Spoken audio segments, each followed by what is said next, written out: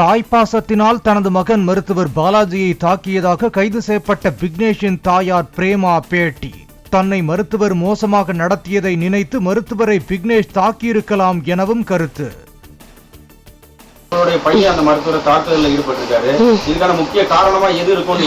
ஒரு தாய் பாசம் தான் சார் அவனுக்கு. என் மேல அவனுக்கு ரொம்ப பாசம். எனக்கு ஒண்ணுன்னா அவன் தாழ மாட்டான். நான் சாப்பிடலனாலும் அவன் சாப்பிட மாட்டான். ஆனா பாசத்தை வெளியே சொல்ல தெரியாது. எங்கன்னா சண்டை போட்டா கூட வீட்டுக்கு வந்துடுவான். தன்னை கேவலமாக தீட்டிய மருத்துவர் பாலாஜி மீது தனக்கு கொடூரமான கோபம் உள்ளதாகவும் நேரில் சென்றால் அவரை அறைந்து விடுவேன் எனவும் விக்னேஷின் தாயார் ஆவேசம். கண் சிகிச்சை பெற ஒரு கையெழுத்துக்காக மருத்துவர் பாலாஜி 10 முறை தங்களை அலைய வைத்ததாகவும் குற்றச்சாட்டு.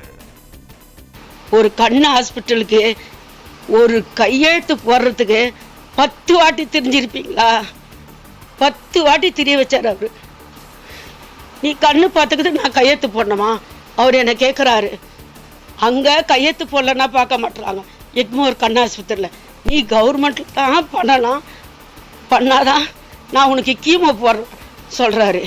இல்லை நான் அரவிந்தால பார்த்துருப்பேன். இப்போ இந்த கண்ணு சுத்தம் தெரியல, பண்ணியும் பிரயோஜனம் இல்லை. என்னால் 2 உறுப்பு போச்சா அந்த ஆளுங்க சொல்லுங்க. அப்போ அந்த ஆள் படிப்பு இன்னும் வாரி கொடுத்தது.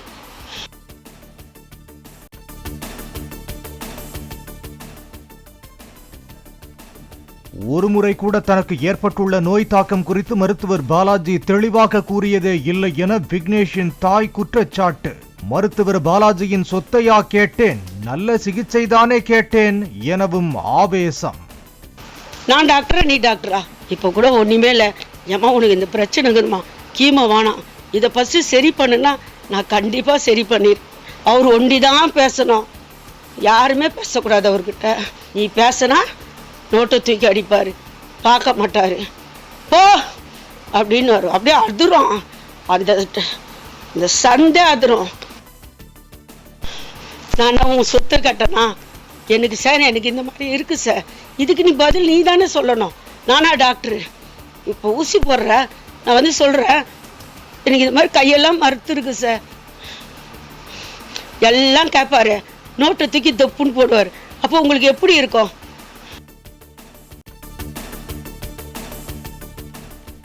எனது புற்றுநோய்க்கு முறையாக சிகிச்சை அளிக்காமல் ஆங்கிலத்தில் பேசி அவமதிப்பார் மருத்துவர் பாலாஜி. கத்தியால் குத்தியதாக கைது செய்யப்பட்ட விக்னேஷின் தாயார் பிரேமா செய்தியாளர்களுக்கு பேட்டி. கலைஞர் நூற்றாண்டு ஹாஸ்பிட்டல்ல பாலாஜி சாருக்கும் எனக்கு எந்த விரோதம் கிடையாது. எனக்கு உண்டான நுரையீரல் போனதை ஏன் சொல்லலைன்னா எனக்கு பதில். எப்போ போனாலும் நான் தான் 25 வருஷம் சர்வீஸுன்னு மனசால எல்லாரையுமே இன்சல்ட் பண்ணுவார்.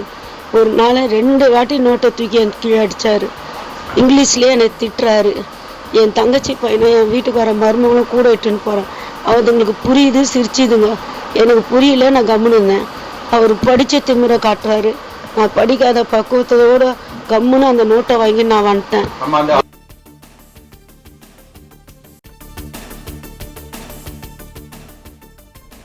சென்னை கிண்டி அரசு மருத்துவமனையில் மருத்துவர் கத்தியால் குத்தப்பட்டதை நேரில் பார்த்தவர்கள், ஒரு மருத்துவர் மற்றும் 2 செவிலியர்களிடம் கிண்டி காவல் நிலையத்தில் விசாரணை.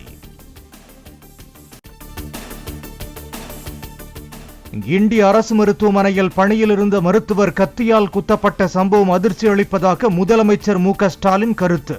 தாக்குதல் சம்பவம் குறித்து விரிவான விசாரணை நடத்தவும் உத்தரவு.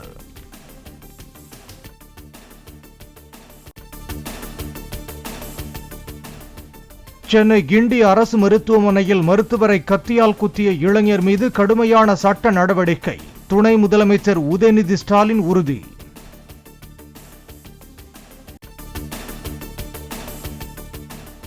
மருத்துவர் கத்தியால் குத்தப்பட்ட சென்னை கிண்டி அரசு மருத்துவமனையில் காவல் ஆணையர் அருண் நேரில் விசாரணை. ராஜீவ்காந்தி, ஸ்டான்லி உள்ளிட்ட அரசு மருத்துவமனைகளில் உள்ளது போன்று கிண்டி மருத்துவமனையிலும் பாதுகாப்பு பலப்படுத்தப்படும் என்றும் பேட்டி.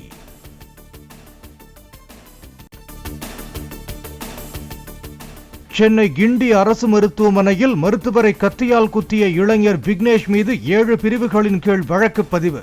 விசாரணைக்கு பிறகு சைதாப்பேட்டை நீதிமன்றத்தில் விக்னேஷ் ஆஜர். கத்திக்குத்துக்கு உள்ளான தனது மகனுக்கு நல்லபடியாக சிகிச்சை அளிக்கப்பட்டுள்ளதாக டாக்டர் பாலாஜியின் தாயார் பேட்டி. கணவர் நலமுடன் உள்ளதாக மருத்துவரின் மனைவியும் தகவல்.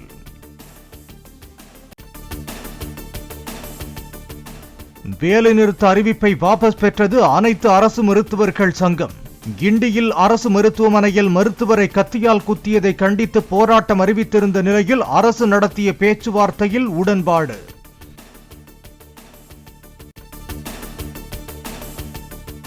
அரசு மருத்துவர்களை தாக்குவதை ஒருபோதும் ஏற்க முடியாது, கண்டனத்துக்குரியது என்று அமைச்சர் மா சுப்பிரமணியன் பேட்டி. அரசு மருத்துவமனைகளில் புறக்காவல் நிலையங்கள், சிசிடிவி கண்காணிப்பு உள்ளிட்ட அரசு மருத்துவர்களின் கோரிக்கை நிறைவேற்றப்படும் என்றும் உறுதி. அரசு மருத்துவர்கள், ஊழியர்கள், வியாபாரிகள், பொதுமக்கள் என யாருக்கும் பாதுகாப்பு இல்லாத ஆட்சியாக திமுக ஆட்சி உள்ளதாக தவேக தலைவர் விஜய் குற்றச்சாட்டு. இனியாவது விழித்துக் கொண்டு மக்களை பாதுகாக்கும் அனைத்து நடவடிக்கைகளையும் அரசு மேற்கொள்ள வேண்டும் என்றும் விஜய் வலியுறுத்தல்.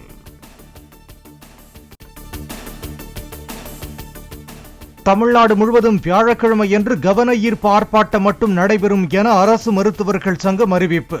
நோயாளிகளுக்கான மருத்துவ சிகிச்சையில் எந்த பாதிப்பும் ஏற்படாது என்றும் விளக்கம்.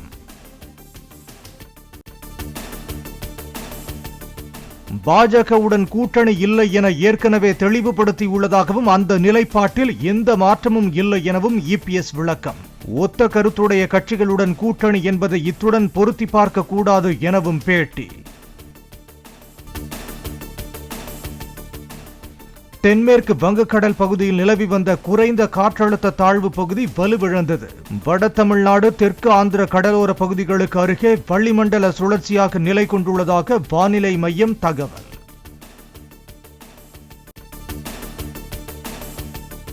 கடலூர், மயிலாடுதுறை, நாகப்பட்டினம், தஞ்சாவூர் உள்ளிட்ட 21 மாவட்டங்களிலும் ஓரிரு இடங்களில் வியாழக்கிழமையன்று கனமழைக்கு வாய்ப்பு. தமிழ்நாட்டில் ஒரு சில இடங்களில் வரும் 19ஆம் தேதி வரை மழை தொடரக்கூடும் என்றும் வானிலை மையம் கணிப்பு.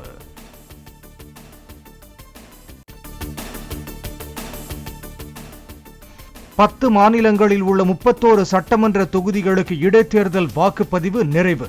மேற்கு வங்கத்தில் வாக்குப்பதிவின் போது நாட்டு வெடிகுண்டு வீசப்பட்டதில் திரிணாமுல் காங்கிரஸ் தொண்டர் பலி.